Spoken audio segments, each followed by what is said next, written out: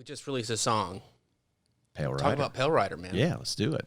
What do you got? I mean, I did not know how hard the song was going to slam until we really got to plug it in and jam. Yeah. Like when we got the first mixes back. Right. I put it in the car. And I think those first mixes, the guitars were super like high. Yeah. So I was in my car. I was like, "Oh my God, this is incredible!" It's more balanced now, and it sounds amazing. I was really, really, I don't know, for some reason surprised with how just like anytime I show somebody that song, when it gets to that sort of thing at the end, there's like the lower octave like riff thing. Yeah. Everyone's like, "Oh my God, this is like heavy, man." Yeah. Like, yeah. It is. It's awesome, but testament to working with Elvis, by the way. Yeah. I mean, at any moment when you're in the room with him and he's doing his thing, you expect him to just pull out a wand and like hit a Harry Potter spell on the board or something.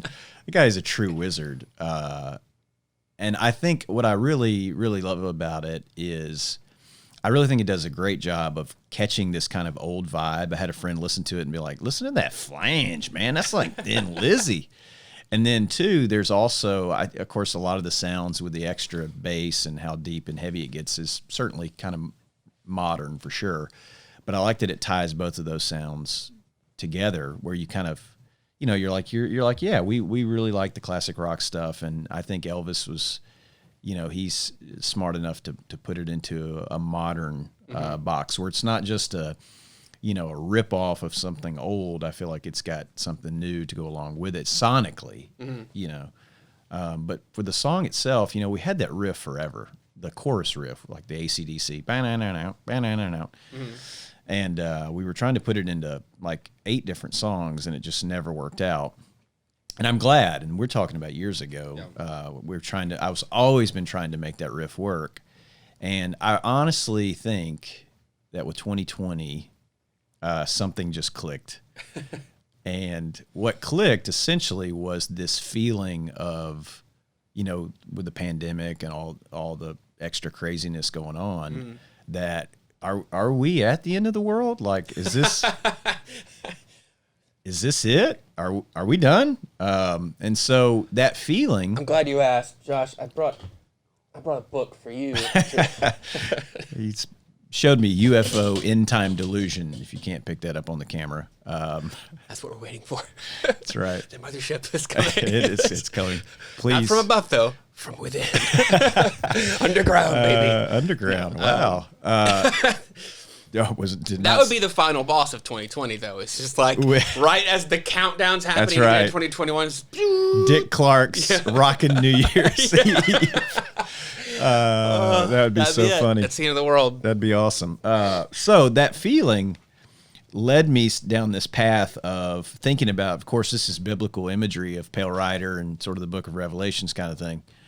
And it kind of led me down this path of, this Pale Rider, this sort of apocalyptic kind of Western feel. And when I started thinking about that and feeling that, the verse section came, and the verse section to me is almost like Bonnie Raitt, like country, like, hey, or more kind of like a Louisiana swamp kind of country, like, hey, roll the water, like that kind of thing. I wish we would have sang it like that. We should have done that, but that's the verse to me. I don't know, for some reason I said Bonnie Raitt, but so I've got that kind of going on, and then you hit that chorus. Actually, now is that riff that we've just always had forever, and we were never able to make it work. But so, and I think it came together really well. I think both of those parts kind of help each other. And, ultimately that feeling of, the end of the world, I think just really kind of hit hard this year. What do you think when you listen to it? Man, like, it's just like I definitely get the sort of Book of Revelation imagery. But I just I get more like mixed up in the music, which is weird because I'm usually like a lyrics person. Like it could be the coolest song in the world, and if the lyrics aren't good, I'm out. Like I don't care how cool anything else about it is. The lyrics in this are really cool, but for some reason I'm like just taken in by like just all the sort of music that was thrown together for it. and some of the like the ideas, like I said, like Elvis did put that octave thing on the bass. He did those like dive bombs while we were recording, and he would just like reach over and detune a string, and it would just whatever.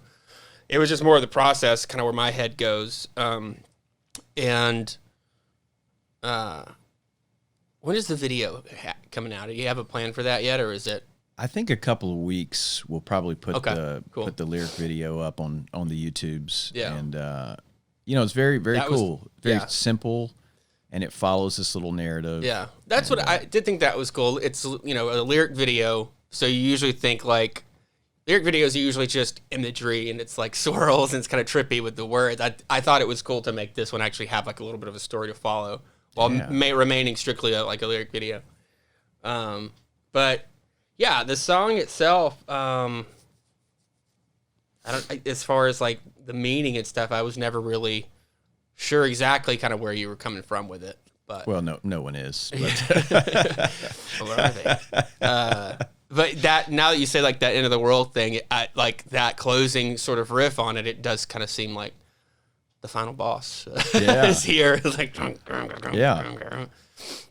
So yeah, I mean, I love that song. I think I sent you in a text, like listening back through the 4 songs, I'm usually going to come back to Pale Rider at a last listen or whatever. It's been a lot of, when we started getting mixes back, there was just a lot of nights where I would spend just out in the car, just like jamming it and then like alone, crying. I don't know. It's just cool. Like, especially getting back with Elvis and just like, it's just a different experience. And like, that experience comes back with that music. And I think the same thing for Only Rock and Roll Can Save Us. It's like, it has a lot of like, just like experience and sort of time tied to it. Even though we weren't, when we did these, we weren't there for very long, but it's still like, I don't know. I think that we've always had a connection with Elvis that, other people that we've worked with are awesome and everything too. It's just that when we first ever went to Elvis, we had like this kind of special thing. So I think that kind of attaches itself to these songs in a certain way. So maybe we are hearing it differently than other people, obviously, but like, I don't know, there's something special about it. And the sound that those guys get in that studio is just so huge and crisp though, and clear, but it's just thick. It's just thick with 2 C's, thick. Yeah. You know what I mean?